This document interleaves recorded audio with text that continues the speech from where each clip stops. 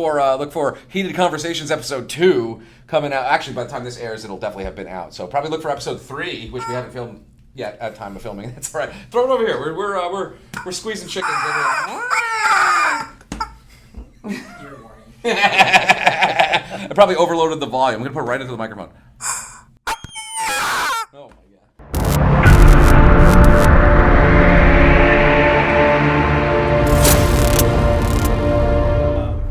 This episode of Behind the Mindset is brought to you by We Supply Trades. For more info, visit wesupplytrades.com. Matthew Pryce, welcome to Behind the Mindset. It's been I've been a fan of the series for a while, so it's nice to be on the other side of the view screen now. Yeah, it's just taking a different approach to HVAC podcasting, right? Where Sure. I want to know more about the person, not so much about the trade. Right? Perfect, because I don't know shit about the trade, so it's good. You ask me some technical questions. Wait a minute. You don't work on air conditioners? What's going on? No, but I'm a huge fan of them. I've noticed hanging out today. All you've been talking about is how hot it is. Here we are in upstate New York, which is kind of known for its humidity during the summer, but mostly, in the foothills of the Adirondacks. It snows a good bit here. It gets a little chilly. July, I'm sweaty. Please crank up the air conditioning. Please make sure that those things are functioning at high efficiency, and it is. I want to see my breath when I walk into your store or my own home, which I can only control one of those. You've verbally expressed your distaste for walking outside since I've been here. It's really the general outdoors that I'm not into, but I really don't like it when it's hot. It's fair. Some people are just that way. Do you and your wife have thermostat wars? We do, but they're pretty one-sided. She loses them. There's no question about that. That's one. I mean, marriage is a compromise, no question. I do not compromise on the thermostat. That stays frosty. And what's frosty to you? So what does that number look like? So as I understand it, I say I don't know anything about HVAC, but I know a little bit. As I understand it, air conditioner is only good for about 20 degrees. Is that accurate? Or, I mean, it's not like refrigeration. I mean, it only, if it's like super, super hot out, a general residential air conditioner isn't going to take your house down to 55 degrees, like ever, right? Yeah, basically an air conditioner is, asking an air conditioner to go below 70 is probably not the best idea. Okay, so I do keep mine at 70. So we're walking the line right there at maximum effectiveness. So you know what would enhance your comfort inside the house? Please tell me. A dehumidifier. So I have one of those too. Actually, I have one on each level of my house. Interesting. Oh, yeah, Okay. gotta have to. Oh, listen, I don't want any moisture. I'm a sweaty man. Humidity is my mortal enemy. Okay. It's actually air conditioned nicely in here, but the pressure of the atmosphere is leading to some personal corporeal discomfort here. That's my day-to-day, living in this sweaty prison. Interesting. Well, I'm glad guys like me and other guys in the trade could keeping you in business. Help assist you. Yeah. Take all my money. Take all of it to make sure that I am freezing cold. I want to. It's summertime. It is hot out here right now. I mean, it's a good 87 degrees out there, and in the sun, obviously, a little bit more. But, I mean, yesterday was even hotter. Keep it at 70. I want to be wearing a blanket when I'm sitting on the couch over there. I do want to see my breath, if possible. 70 doesn't quite get there, but... So, speaking of your wife, I've had the pleasure of meeting Mrs. Funtime several times. Yep. Times. How long have you been married?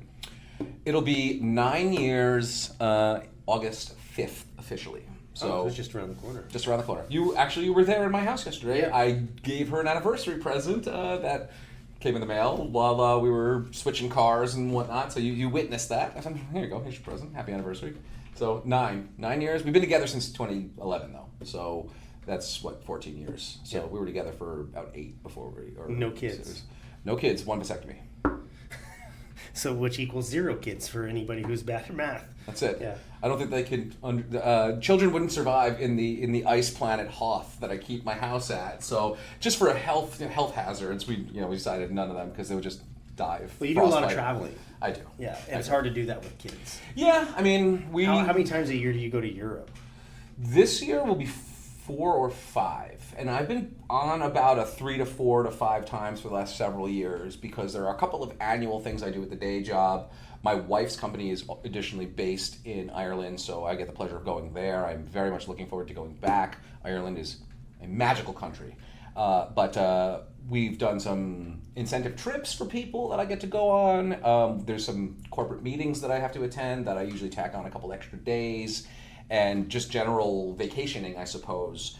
So Europe isn't the only one. Earlier this year, we did go to Brazil. So that was my first foray into South America. So going the complete different direction, where it was super blazing hot down there as well. But if you're by the beach, that's a completely different story. My outfits were seasonally appropriate down there, of course. So. Yeah, I can imagine. Well, I don't think you need to imagine, because anybody who follows my Instagram knows a lot about the tattoos that I have in places that you can't see right now. So, yeah, but no, I do get to travel a good bit for well, I like to travel, so it's nice that there are some elements of that I get to do here. I'm very much looking forward to some trips to Canada coming up, because I will get to see some people that I don't see too often. Specifically, when I go to Alberta, I'm going to go see, hopefully I'll see Clint, hopefully I'll see Robbie Kay, all the fellas at Pro West Alberta, Matt Jorfy, love those guys, his wife, he's just became a dad, love you guys, Baker and Dan Smith, who is very close to my heart. He's another Centrotherm guy who you've met before. He's in Alberta. Ty, it's a fertile area. There's a lot of great people out there. Did I forget anybody? I hope not. Probably did. Sorry to the person I forgot. So I'll go out there for a couple of days. There's a trade show that I'm going to, but of course I'm going to try to get down to Mr. Ryland Schaefer's Pop Shop, which is on the U.S.-Canada border. So he's got a soda establishment as part of his shop, and he sells his own craft soda. So I'm a fan of that. Yeah, I actually looked that up one time, I think on Google Maps, and I was just verifying this is the address, and it was it looked like almost like a convenience store. Yeah. I actually think he has 2 locations now. Mm-hmm. So Ryland and Jay, obviously they work for Schaefer Plumbing and Heating. They've been at the awards and whatnot, and they're the mainstays at AHR. Ryland actually told me he got his tickets already for Vegas, so he's already set up. Those are some of my favorite people in this industry, and it's nice that I can correlate some trade show stuff that I have to be at and man the booth, let's say, with visitation to some of people who I've become very close friends with. One of the things that I've noticed about you in particular is that your ability to build relationships with people at such a depth across the entire industry. And it's kind of you obviously know more people than I do, right? And I know who some people are, and you're like, oh yeah, that's so-and-so, and his wife's name is so-and-so, and they got 3 kids. And I'm just man, how do you retain all of this? I do think it is a bit of a memory thing. People are usually saying, I'm so terrible with names. I'm pretty good with names. I'm pretty good with faces. I'm pretty good with Instagram handles too. And I don't know how my brain is wired exactly, but it's sort of you just keep a file, and that kind of makes it sound less personal than it really is. Sure. Because someone like Ryland is someone who I love. This man, I love this guy. He is someone who is, it's not like a file, it's he's my buddy. I know about him, I know about his family because of what he said, what he tells me. And I guess that's probably the critical thing is, when someone talks to me, I'm listening to what they have to say. I know Ryland's struggles. I know about his, I know about his trips. I know about a little bit about his family. I know his daughter was doing a mission in Louisiana. So, when I see him, we're scheduling this around because he's going to go pick up his daughter, and bring her back home, I assume. So, trying to coordinate calendar stuff and all that sort of stuff. Just, despite some of my extracurricular activities, which are known to shorten one's memories, I've been able to keep it pretty sharp. So I think that's part of it, right? I am interested in people. I'm a people person. Sure. So I'm looking over your shoulder and I see Buddy and I see Roberto and I see Joey from First Choice, and these are all people who I'd like to think that when I chat with them, we're having non-superficial conversation. And I try to retain as much of that as I can. I'm curious about what people remember about me. Let's say, there's certainly superficial stuff. Oh, he used to be the asshole with the long hair. Now he's just the asshole with all the tattoos or whatever. So now he just has short hair. Yeah, right, exactly. so those are the superficial things, right? But I'm sure these people know that I play guitar and that I have albums out and that I work with the magazine with you and that we're friends and certainly mutuals in this sort of thing also bridge that gap For sure. as well, and you kind of get an endorsement. Like people who know you and are your friends, if you say, hey, this is Matt, and he does this and this with the magazine, and he's this guy over at Centrotherm, and he does XYZ or whatever, then that's how I become friends with that person. Sure, Like, almost an instant access card. pretty much. Like it's almost like you're vouching for me sure. a little bit, and vice versa, right? So and that's how networking works. You too are a people person, right? And I think some of the same things that I'm saying about myself, I think you don't give yourself enough credit, but I think you have that too. And when people like that, it becomes just sort of a ripple effect, I think. Sure. And it just becomes sort of natural, right? So I see another sticker over there. I'd like to, Cooper, right? So Cooper was a guy who kind of just found him. He was a guy in Tennessee doing some good installations, brought him to Miami. He meets you in Miami. Well, next thing you know, he's volunteering at the Tactical Awards. Cooper Campbell. Yeah, lovely guy, great guy. Him and I chat, Super quiet, very introvert, but a great dude. Not in the DMs, my friend. Him and I, and this is one of the things that also I really, really value with these relationships is, so I'm not a technical person. I'm sure there are plenty of people who have very, very rich relationships that, by and large, just sort of orbit the trade. Whether it's helping each other out with tech support stuff or discussing brands that they like, things like that. I don't know anything about that stuff, and I honestly don't care. So I want to know about, where you're going on vacation, right? So when I was chatting with Rachel, she told me all about her European trips. Like, I can't really ask on an intelligent level about her understanding of air conditioner coils or Sure. or what chemicals you pour on them to make it work. I assume you're pouring chemicals onto an air conditioner. I don't know. But I can relate to her on some of that stuff. Her husband's from Brazil. I just came back from Brazil. So these are the kind of neural connections that certainly help meet on a playing field that we can both discuss, right? I can't really talk. Common denominator. Exactly. Things in common. I mean, and we're all overall more alike than we are different. It's finding out those sort of things that make us all click, and just sort of remembering them, I suppose, or engaging in that way. Yeah, I've met more people in general, but also in this industry over the last 5 years, right, than I have in any other point in time in my life, because I'm plugged into the social media community, Sure. traveling and doing all this other stuff, going to Trade trade shows, yeah. Sure. Being a speaker at places, yeah, absolutely. So let's rewind back. What shaped Matthew Pryce into being a people person? What shaped Matthew Pryce into being a musician? Like, where are you from? So I was born in the Bronx. My wife sometimes says, and so do some of my European colleagues, that they can detect a little New York in my voice. I don't know that that's true. I don't know. Do I sound like I'm from New York? I don't think so. Not exactly like a Staten Island kind of thing. Yeah, I certainly don't have that. My wife would certainly say when I was around my grandfather, who definitely did sound like that it would kind of come out more naturally. So I'm from New York City. I grew up there, basically on the outskirts of New York City, in a town called New Rochelle. It's the southernmost city in Westchester County. It borders New York City, so it shares a border with the Bronx. So it is literally like New York City, which is Bronx is a borough of New York City, and so right around there, I grew up going to Yankee Stadium and also enjoying things like the museums and all the concerts and stuff like that, that are available in the biggest city in the world, basically.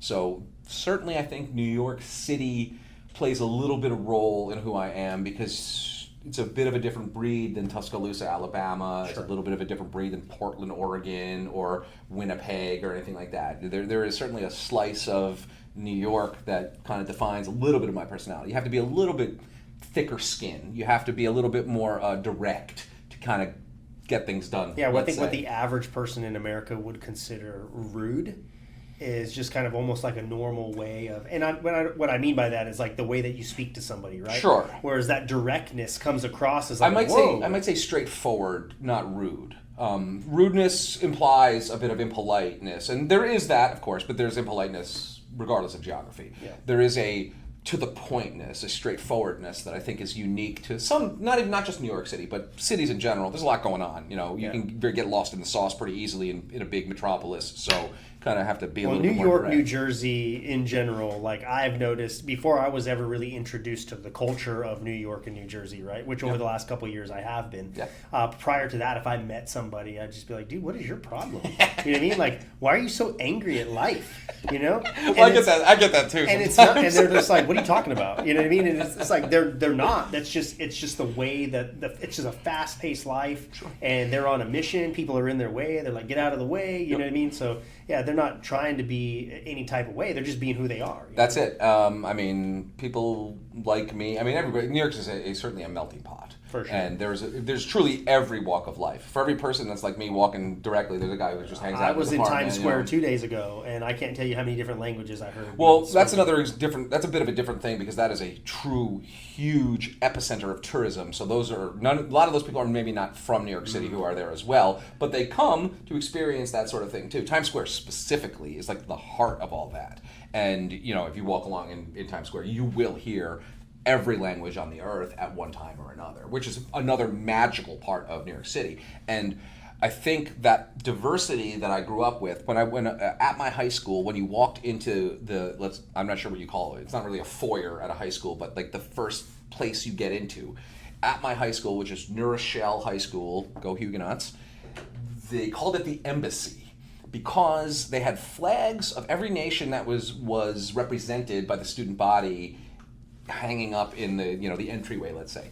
And it's like 78 flags or 100 plus flags, wow. Right? So I grew up with exposure to pretty much all walks of life, and I think that helps round you out as as a person. Certainly not a gives you perspective. Homogeneous mixture. It is not. It's an incredibly heterogeneous collection of people there who come from all different stories, from the poorest nothing immigrants coming to America to make it, to long-standing people whose families have been here for centuries, like my wife's family, for example. Her forebears came to the U.S. like pre-Revolutionary War times, right? She can trace some of her lineage back to the 1700s. I can't go back that far. My grandparents came over here on a boat, so my great-grandparents. But, in this I guess last century, we're no longer in the 1990s.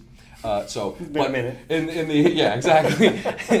So, but my Italian heritage in this country is about a century old, let's say. So not 300 years like my wife, Sure. So I think that helps define or shape who I am as a person as well. Now, the high school that you went to, is that public school or private? It is a public school. Public school. It is a public school.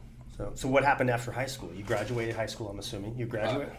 I made it through. Okay. Oh yeah. No, I had. You seem fairly educated. Well, so my education is an interesting one because I do have 3 college degrees also. So yes, I graduated high school. I was unfortunately, I can believe this.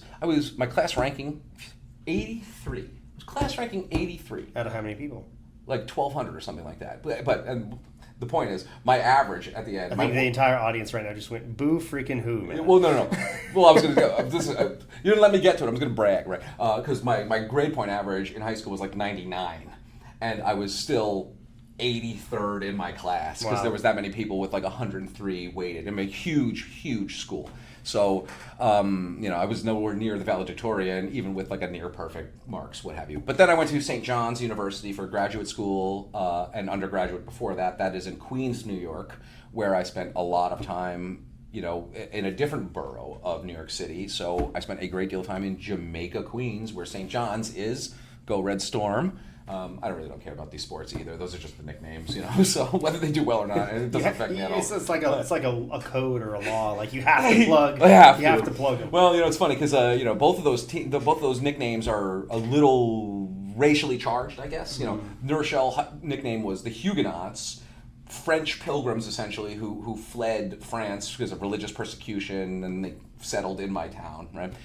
And became La Rochelle is a city that is still in France, and New Rochelle is where they settled. And then St. John's, very famously for many years, including their Final Four heyday with Chris Mullin during the 80s and stuff, they were the Red Men, which is a bit of a epithet towards Native American people. So they became the Red Storm in the late 90s or something like that. So yeah, I went to I have a degree in English, creative writing, literature type stuff from St. John's, and then a graduate degree in the same stuff right after that. And then when I moved up here to upstate, I got a bachelor's degree in music also. So I have 3 college degrees that they're all in a nice frame together. I bought a custom frame that shows them. It's like a dental office down in my studio. And obviously, you're a very creative individual with the marketing and a writer, right? There's no shortage of ideas and creation inside your mind, but you're also, and part of being creative and being an artist is being an artist, right? And in the music stuff, and so you do a lot of music. I do a lot of music. So as I said, how many instruments do you play? I think or exceptionally. I play probably 5 or 6 instruments exceptionally well, and I play an additional 3 or 4. I could pass on it, and then I mess around with another 3 or 4, right? So as I was saying at lunch just a minute ago, I have my 10,000 hours in on guitar, and probably separately 10,000 hours on acoustic guitar, and then electric guitar is a completely different animal, but also bass guitar and piano. But I also play mandolin and banjo, and I play a little bit of accordion. I can play drums.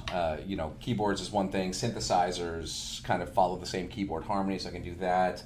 I have a bouzouki that I like to play a little bit. That's a Greek guitar, essentially. I have some Irish whistles that are fascinating to play. Bagpipes? No bagpipes. That is a drone instrument. I'm not really huge. I'm not a huge bagpipes guy. That's a drone instrument that is also diatonic, and that is to say, it sort of just plays in one key. It's kind of a one-dimensional instrument, so that limits my creativity. But yeah, I play a bunch of stuff, and I'm always looking for more. I wish I had more time. If I had more time, I would take accordion lessons, twice a week, because that is a really interesting and unique instrument to play, and it's hard.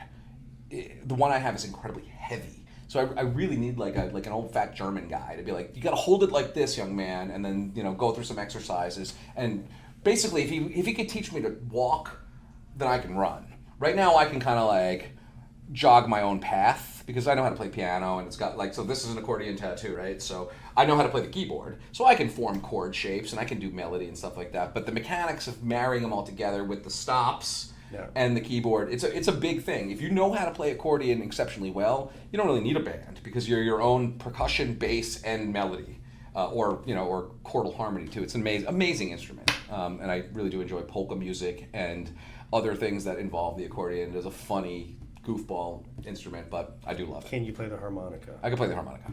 Yes, I can play the harmonica. I have probably that's the one I have the most of. I have 9 guitars, but I probably have 15 harmonicas. Oh, wow. Because they all go in a different key, right? So you're playing, if you're playing in the key of E, you may pull out a key of A harmonica. It's called cross harp when you marry different key signatures together in that way, right? So not to get too technical, it's probably the only time we've mentioned that E major has 4 sharps in it. And A major has 3, so they're close in terms of key signatures, and you can, it sounds very interesting when you mix those type of things, and that comes with a little bit of theory knowledge as well. So rewinding back, when did you start first getting involved in music? So I can actually think of the exact moment when I decided that guitar was going to be it for me. I if I close my eyes, I can immediately go to the back seat of the car where my mother is driving us to I want to say 6th grade, 7th grade. I picked up guitar for the first time when I was 15. So right around 13, 14 is when I kind of got this inkling, whatever. So driving to middle school, and we're listening to the classic rock station, and a particular song came on the radio, and that song was Voodoo Child, Slight Return by Jimi Hendrix. This guy. And I just thought that it was the most motherfucking badass sound that I have ever heard in my whole life. I don't know if you know that song. It was the Black Panther national anthem for a little while, and I'm not a particular fan of Hollywood Hogan, but it was his song in WCW. He would come out to it. But so it's. I think you would know it if you heard it. Do you know the song or no? I probably do. But I think you would recognize it. It starts with this really interesting wah pedal sort of intro, and it's really unique, and especially for the time when it was, like late '60s, just groundbreaking stuff. I mean, Hendrix remains one of the most influential guitar players, of all time. And when I heard this, I thought it was I was just blown away. I had never heard anything like that, and my thought was like, this dude is such a badass. How could he make this music? And if I could do that, maybe I would be a badass too. So, I mean, it didn't really work out that way, but I can play that song. I think you are in your own right. But that is literally the moment when I was like, ooh, I think I want to play guitar. Like, that seems interesting and cool, or fascinating, let's say. I mean, I do think there are some people that get into guitar for some of the wrong reasons, meaning like they think that they'll get chicks or something like that because it's like a cool thing to do. I mean, it was always for me. Don't you know the lead guitarist always gets the girl? Usually it's like the front man, the lead singer, which is an interesting thing because I'm not like a good singer. So, that's like one of my one weaknesses is I'm not a good vocalist. So when you listen to this new album that's coming out pretty soon, I've auto-tuned the crap out of my voice. So a lot of pitch correction going on here, which I actually lean into. It's kind of funny. It's like the white T-Pain. Sure. Yeah, I mean, it was always interesting to me and that to make these sounds. And of course, once you get into it, you understand that Hendrix used some groundbreaking electronics in addition to stuff, and he played with feedback in a way that nobody really did, and he innovated far beyond like fretboard harmony. But he was certainly a very adept guitarist as well, in addition to being someone who is innovative in terms of using new and emerging technology, and that is something that I also do, right? So actually I just got back in touch with a fellow who used to sponsor me on a YouTube channel, and we used to do gear reviews essentially, and I might start doing that again because it was a lot of fun. It gives me a good excuse to make content. I really enjoy filming, I really enjoy editing, I really enjoy making stuff, whether it's a magazine, whether it's a song, whether it is an Instagram post or a video or whatever.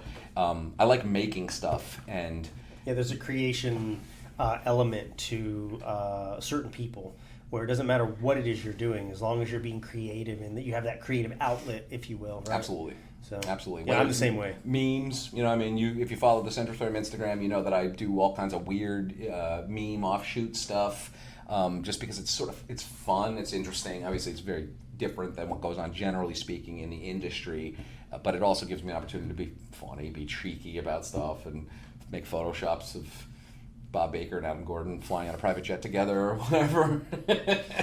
Yeah. Oh yes, the Bob Baker and Adam Gordon debacle. Yeah.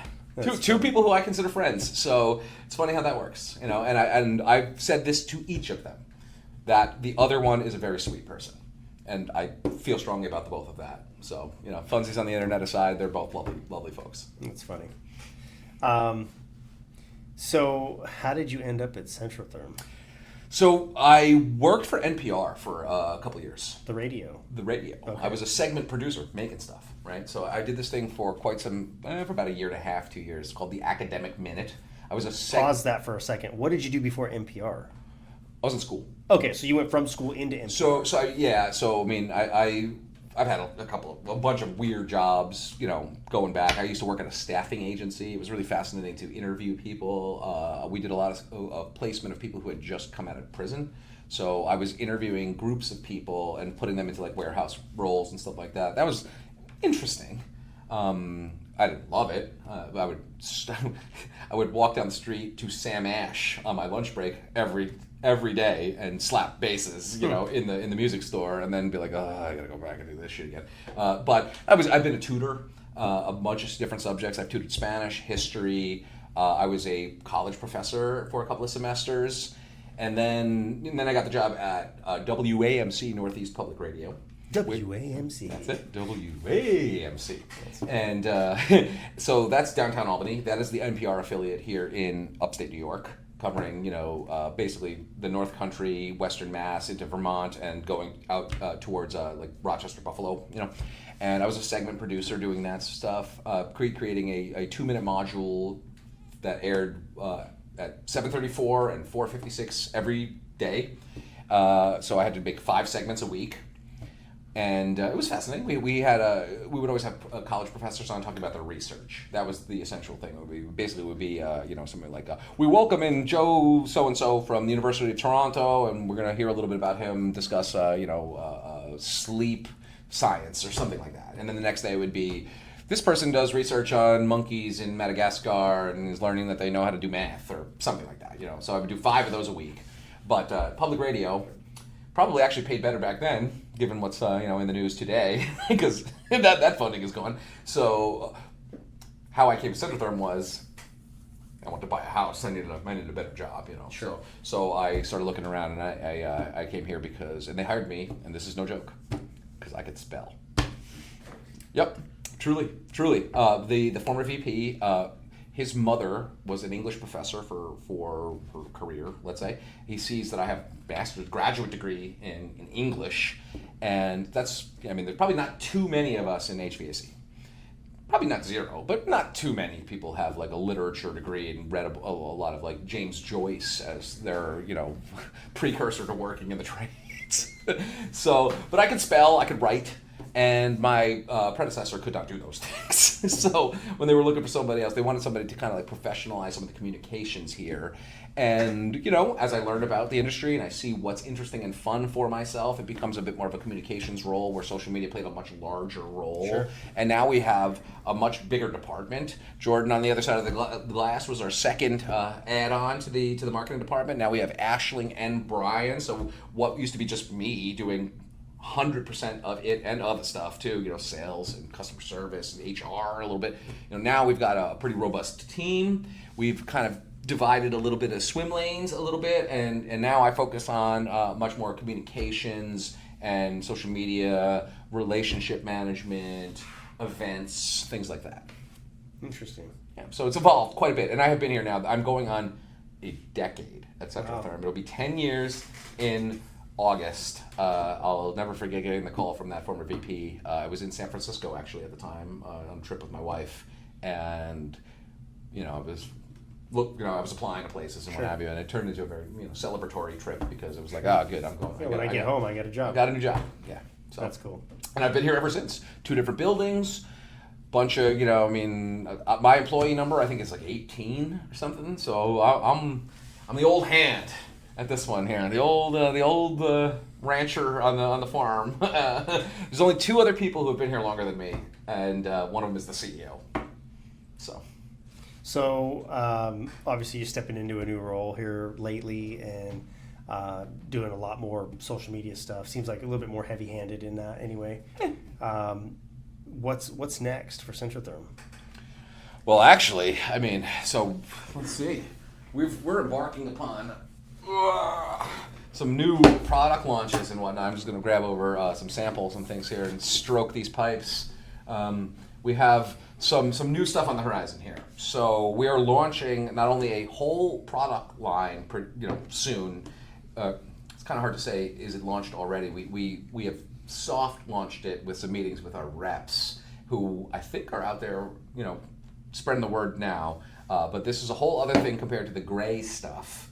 And there's some factors that make it a little bit more price competitive than the gray stuff. And then this guy over here is the individual component that actually forms the seal.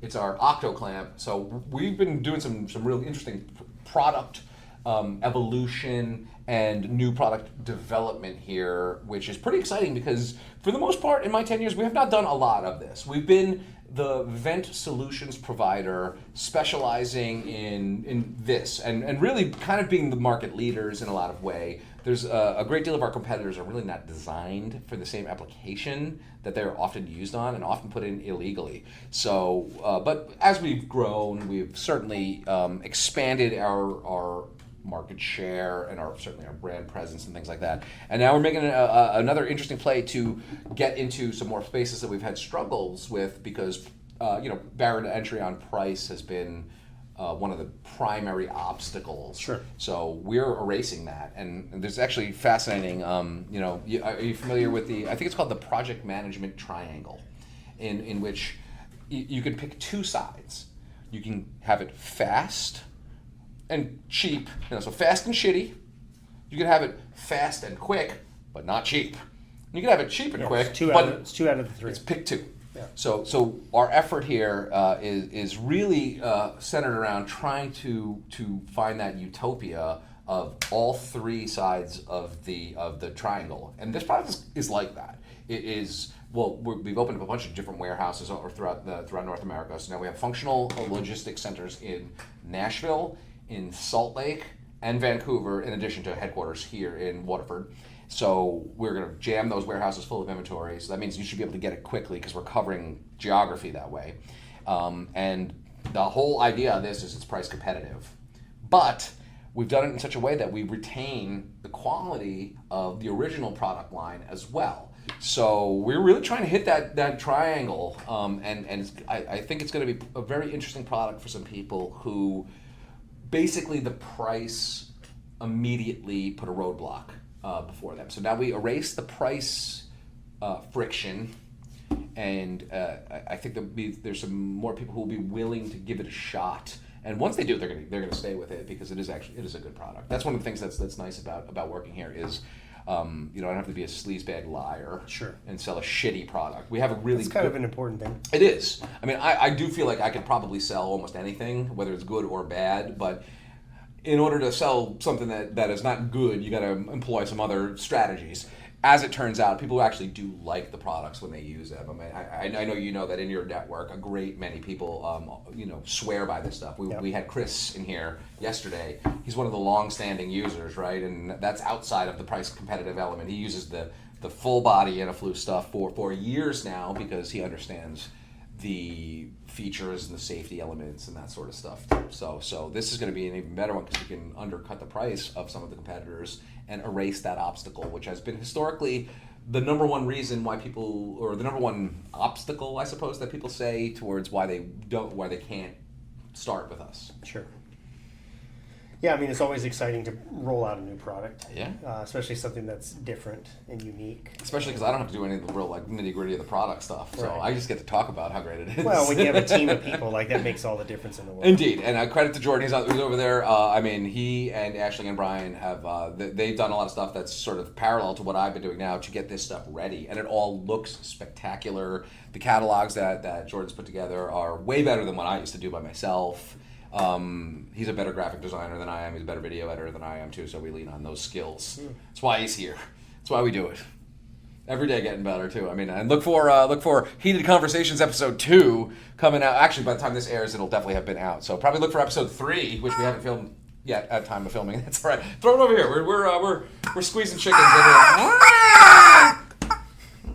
You're warning. I probably overloaded the volume. I'm gonna put it right into the microphone. Oh my god. Always a show, right? It's zany. Always a show. We keep it zany, that's for sure. If you're not having fun, I mean, What do you do? You know, exactly. You know, that's one of the things is we work hard, we play hard. We are always laughing, or at least I am. Sometimes inappropriately. Or at inappropriate stuff. Right, exactly. Yeah. Awesome, man. So, what does your future hold from a career standpoint? Are you going to spend forever here at Centrotherm? Sky's the limit over here. Yeah, well, we'll see. I mean, Joel's got how many years till retirement? I don't know. Probably. I'm gonna slide to that CEO. How old are you now? How old do you think I am? I'm 42. So I would have guessed late 30s. 42. I was born in 1983 on a 3 a.m. on a February night in Bronx, New York. That's right. Your birthday's actually my dad's birthday. That's right. Yeah. That's right. So what does the future hold? I'm not sure. But, I mean, again, I have my hands in lots of pots. What would be wonderful is I release this album, and all of a sudden I got streams like crazy, and then it's me and Drake on a private jet, and I don't know why I chose him. I don't like him. But he's probably gotten an awesome jet. So I'm sure. So me and Drake, and I guess I'll put up with his bullshit to get on this plane. So one of my songs goes super viral. Well, I'm not sure how long you'll see me in the trades at that point because I'll just be jamming it, popping bottles and in Ibiza and what have you, right? That'd be ideal, right? I think. So the likelihood of that happening pretty low. So I am incredibly proud of what I've been able to do in the trades already. not being a technical person, a hands-on tools person, which really does show that there is opportunity that goes beyond the the actual installation service thing. There is a role in this huge industry for pretty much everybody. I mean, one of the things that I like to do on the Centrotherm social media is showcase all the people that are here, right? So to many people, we are this. We are some gasketed pipe system, and they buy it at at Ferguson, and then they walk out, and then they do whatever they got to do. But I'm really compelled to show that when you put an order in, there's a human being out there. Her name is Isabella, who types that order into the computer, right? She's lovely. And when we send out a bill to the wholesale supplier, there's a whole team of folks over there in the finance department, Michael and Brenda and Nick, who do a great job processing and pushing that paper to make sure that everything goes on and that everybody gets paid, right? This pipe gets shipped out by Gavin and his team out there in the warehouse, right? Without them, you don't get this stuff. We have, that's why I try to really show who's around in the building, because we have inside sales, we have outside sales, we have finance, we have engineers, we have operational guys, we have process engineers, we have extrusion operators, we have hand tooling guys, we have forklift people, material handlers, product manager, you name it. We are a company of 70-ish people right now, and that's when I started, we were a company of 11 people or something like that. So we're 70 now. We've grown a great deal, and that's one of the things that I really do like to show is that sort of thing. So there's future for me in the trades, even though I don't, I've never read, Mr. I was going to say Silverstein's books, and stuff, although I have a great autographed copy of his latest one. Thank you so much, Eugene. I tried to read it, and it might as well be Mandarin. I was like, these are words, right? And I look at the graphs and the schematics, and I do a lot better with like sheet music, and I don't know. He's got all kinds of stuff in there that I do not know and will never know. But I don't really need to know that to understand that guy's an expert and listen when he talks, or at least connect him to people who will benefit from what he says exactly. And he's obviously like a lovely guy, super funny too. I'm a big fan of Eugene Silverstein, and I mean his knowledge is on a lot of shelves. For sure. For sure. So, well, if you could go back in time, back to any point in time in your life, would you change anything? Would you pivot? Oh, I would change. I've made a lot of mistakes in my life, so yeah, I would change a shitload of stuff. Give me an example. Let's see. There's a couple ones I'll tell you when we turn the cameras off. That's what the behind the mindset's all about. Well, yeah, indeed. But I mean, there are a couple things that I probably would do, maybe even on not even like career-wise necessarily. I guess I would probably a good thing that I might say to myself. This is probably a good answer. Is for a long time I like didn't want to have a job really at all, and I achieved certain things, made money in various ways to survive, but not really thrive, I guess you could say. It's sort of a lame cliche to say that sort of thing, but I mean, I wasted a lot of time.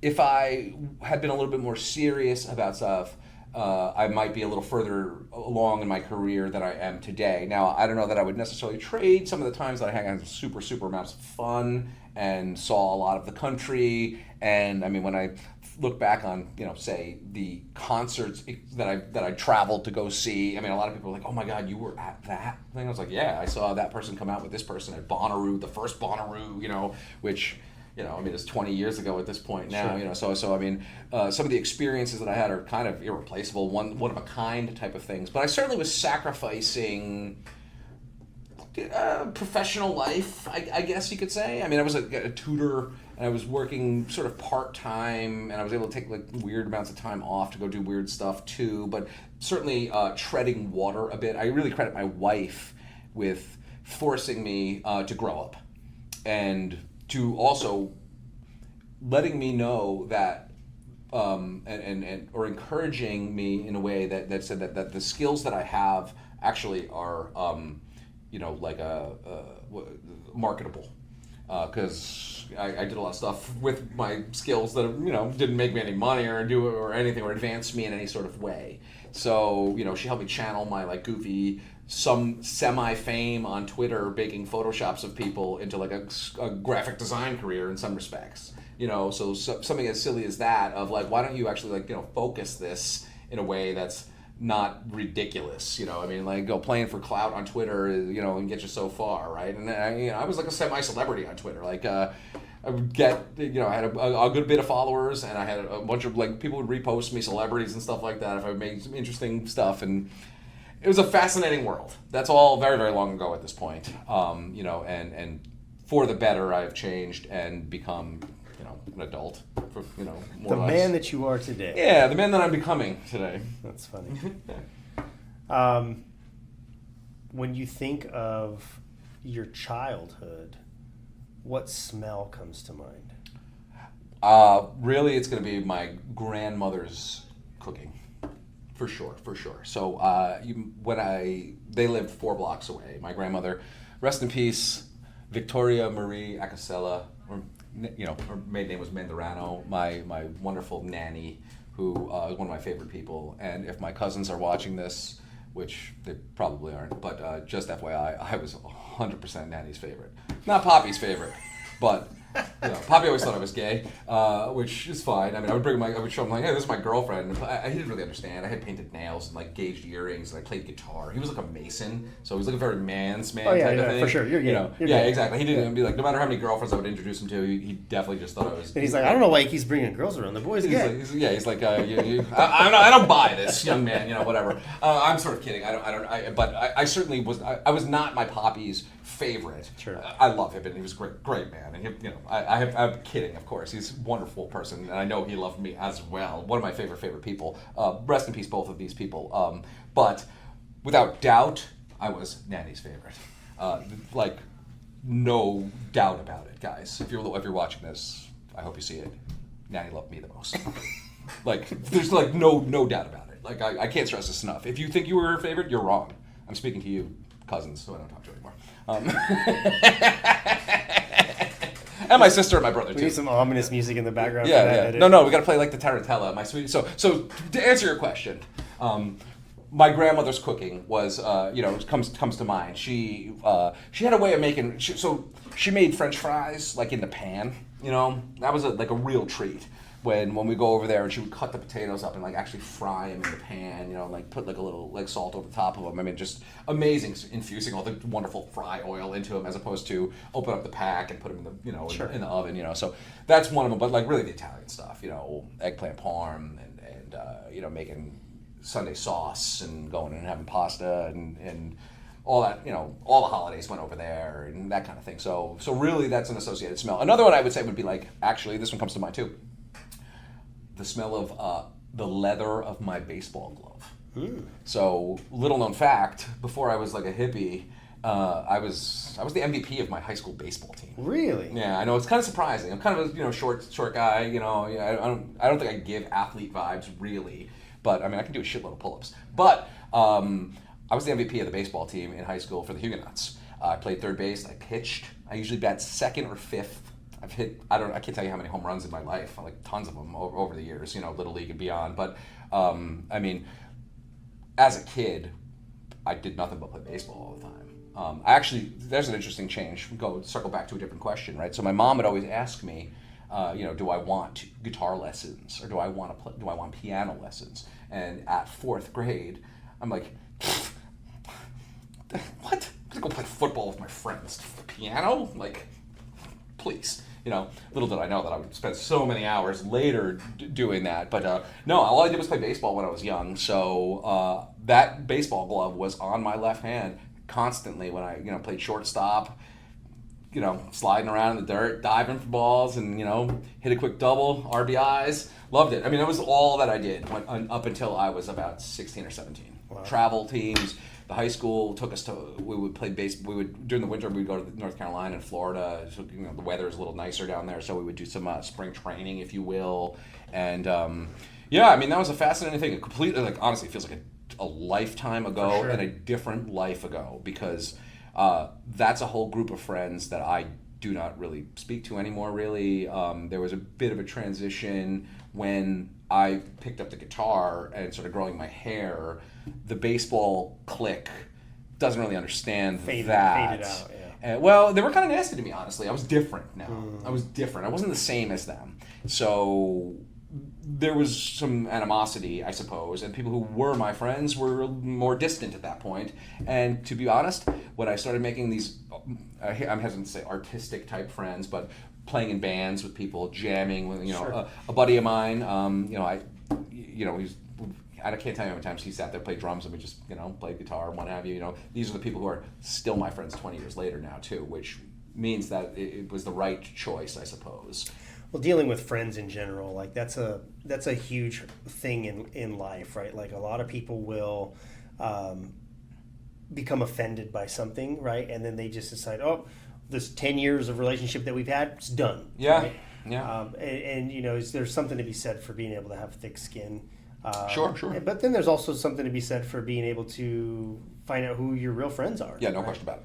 So No question about it. I mean, I've had a guy reach out to me years later on. He hasn't quite apologized exactly, but I can tell. I think it weighs on him a little bit because we were best friends from riding the bus together to elementary school. So like from kindergarten, first grade until I started being a little bit not the same as the baseball crew. We stopped talking to each other over the course of like a week and a half after like 11 years. Wow. So I was really hurtful. A really weird time. I mean, I had different friends I could go lean on too, but like I was inseparable with this guy for a very long time. I knew his family, the whole 9 yards. And, very quickly we were just like not friends anymore. It was very weird. And, it's certainly something that obviously I still think about a little bit. Not so much anymore, but at the time it was incredibly, painful. But it did push me towards other friends. Alex, who part of that group, who's been now my best friend now, for 20 plus years. Like that's the transition I went to. So different people who certainly were more encouraging and more welcoming and allowed me to be who I am. So to even go back to even a further question, some of those people helped define who I am because they accepted my quirks and encouraged them perhaps. And there was never the baseball guys were all the same person. In the crew of weirdos where this guy plays the bass, but this one's a painter, and this one does this, and this one does that, and writes poetry or whatever the hell. Everybody's really different in that group, and that those differences are where the beauty comes in, and Sure. that wider expanse and diversity of a friend group. And those are the people that I still maintain contact with, and would say are some of my absolute best friends, 20 plus years on at this point. Yeah, they say that you are the sum of your 5 closest friends. Okay. And so, and whatever it is you want to achieve in life, like whoever's in your inner circle makes all the difference in the world. Totally. Yeah, absolutely. And if you put bad out, you get bad in. I believe that. And of course everybody influences one another. For sure. And so like it's Alex's birthday today, and one of the things I'm incredibly grateful to him for is he's a very positive person. And I am not. So he absorbs a lot of the vileness and vitriol. Like we have like a standing morning conversation, like where I call him on the way to work, basically. I just complain about stuff, basically, and he just absorbs it. So I could try to. So no one else has to. Sure. He does like Get it off your plate. Great service to the world. He's like a sponge that soaks up my negativity and then spares pretty much everybody else, right? But he's like an incredibly positive person most of the time. We all have our moments, but like Sure. he's upbeat and positive, and I need that type of thing around me because despite my outward happy-go-lucky jokiness, I am kind of a pessimist person. I am kind of a negative person, and that is one of my struggles for sure. So try to surround myself with people who are positive, like you. I appreciate that. Well, I've told you that before too. That shouldn't be news to you because I've thanked you for that type of thing, in the past. Because, just like Alex, you have a positivity as well, and I feed off of that. I'm a very empathetic person, I think. So your positivity kind of influences me, just like Alex does to him, and hopefully you guys are shielded from my negativity. Yeah, I'm definitely not a half glass empty kind of guy. No, you're not. Yeah, so You're not, and I appreciate that. I need more of that. yeah. Life is gonna throw all kinds of crazy things at you, man, and crazy people at you. And chickens. And what you do with that is 100% up to you. Like, you have the choice of how you're going to react to whatever's happening around you. Totally. Right? Yeah. So. And that's why, if you want to talk about regret stuff, right? I don't know. I guess I could probably come up with specifics, but there are definitely times where it was like a positive spin on something would have been a better avenue to go down, For sure. as opposed to the anger or darkness, depression or sadness that was the path that I took, let's say. Yeah. Yeah. In all things, there's a lesson to be learned, right? And it's just a matter of, are you willing to accept that and learn it, right? Or you just went, oh man, this is ridiculous. I can't believe this. And, so it's all choice, It is. So and I had a situation not that long ago. I made a comment about this guy that I wasn't happy with. And my buddy looks at me and he goes, "You're the only one thinking about that." And I just looked at him and he goes, "I'm just saying." He goes, "He's not thinking about that situation. I'm not thinking about that situation, but you're the only one." And I was like, "Dude, you're absolutely right, dude." And I had to change in that moment, but it took having the right friend in my circle to be like, "Hey, dude, you need to pull your head out of your butt and stop putting energy into this thing that you think is a thing, because nobody else is thinking about it except for you." So yesterday, we were talking about, internet trolls a little bit. It's like a sort of example of trolling yourself almost, And I think everybody says you're your own worst critic. I know I am, that kind of thing. That, like, trolling yourself with that mentality is, it's hard to get out of sometimes. So, yeah, I thank you for doing that to me sometimes. Pulling me out of it and being and showing the glass is half full, because it is, or it can be, or you should focus on what it is. Yeah, I think it's funny too, because like you and I have on certain topics have like completely polar opposite views, right? Sure. And normally earlier in my life, like I would just not even hang out with somebody like that. You know what I mean? But what I've come to appreciate is that you and I have a lot in common in a lot of different topics. Then we have some stuff that we don't have in common on a lot of different topics, right? Absolutely. But I feel like the good outweighs the bad. Right? Totally. And we're more the same than we're different, and that's every person. 100%. Yeah. Yeah. If people would get their head out of their butts, right? And, I think just like you're saying, sometimes the focus goes to the smaller detail that creates the digression or the diversion, where the focal point on something that's a little bit more uniform might meet in the middle and have a better outcome. And that's like a lot of like therapy speak that I'm just saying right there, but it's totally true.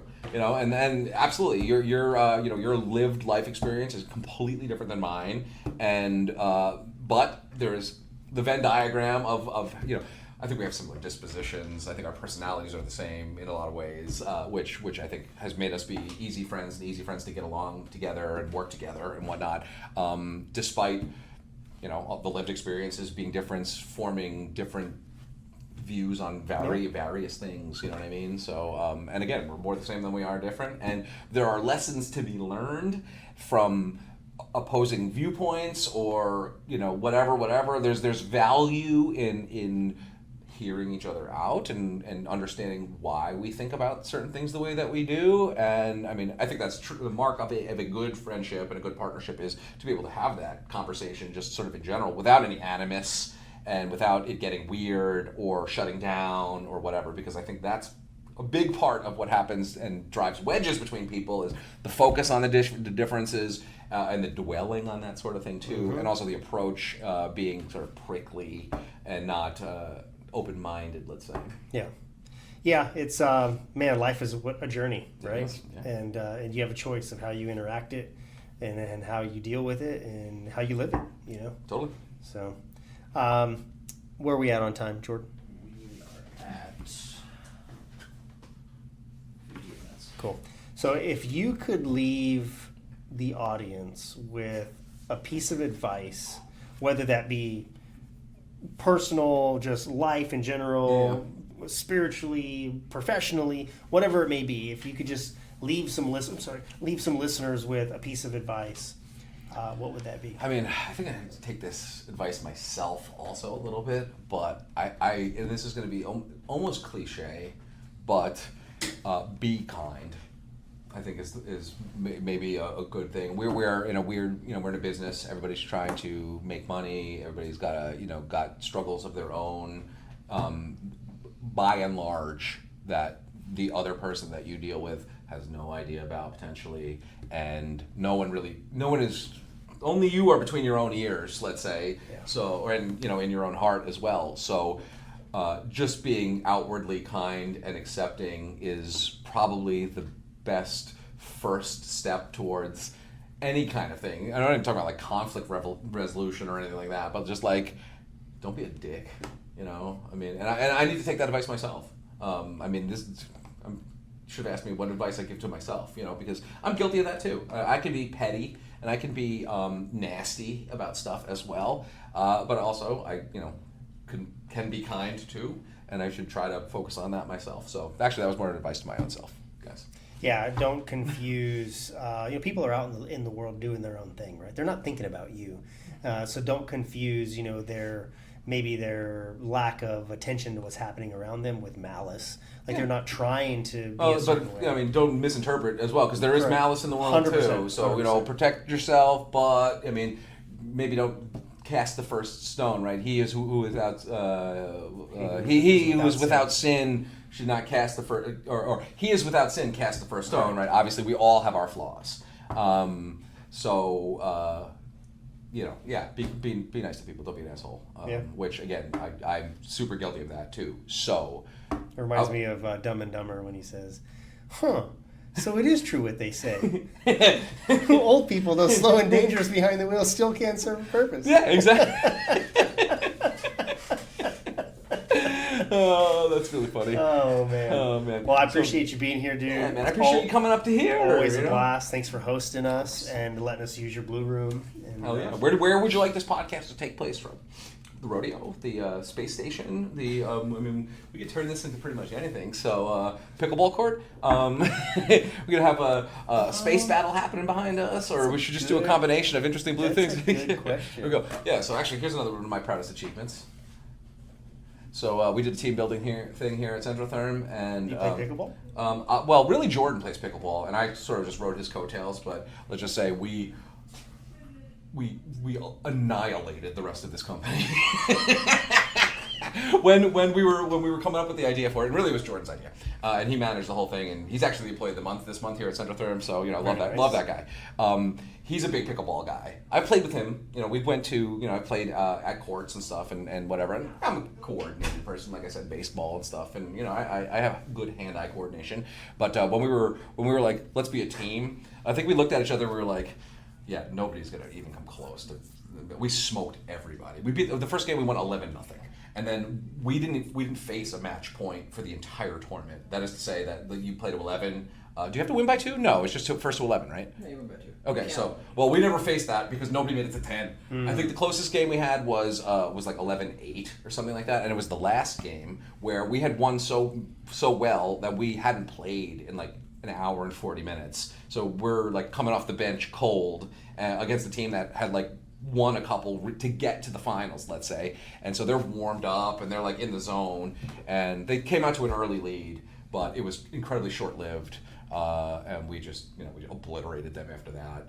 That was the first game. It was best of 3. First game was like 11-8. And then we just like massacred them in the second game. It was like not even close. And now we have these awesome pickleball championship trophies that I definitely walk around in the office with sometimes and just like show to people. I'm just like stuff. Well, and obliterating people in a competition game is sometimes that's just the way it be. Well, yeah. What can I say? There was no mercy. Did you at one point? I think Jordan asked me if he would be like, should we? He didn't say this, but like, should we, patty cake it a little bit? I was like, no. Show a little mercy. Absolutely not. No. Like, literally, no mercy was my line. Like, absolutely not. We go hard. So much for being kind. Well, no animals were hurt in the making of that, So That's funny. It has nothing to do with kindness. There might have been a little shit talking going on, but that's part of the fun too. It was all in good fun. Actually, we had a great day here at Centrotherm with that stuff too. Got some food, and there was a cornhole going on in addition to multiple courts happening. There was some fun costumes. It was a great day, and certainly capped off with a deserved and decisive victory by the best team in the tournament. Very nice. Being us. Awesome, man. Well, I appreciate you letting me hang out and do what we do. The door's open, my friend. Anytime. Awesome. We will see you guys next time. This episode of Behind the Mindset is brought to you by We Supply Trades. For more info, visit wesupplytrades.com.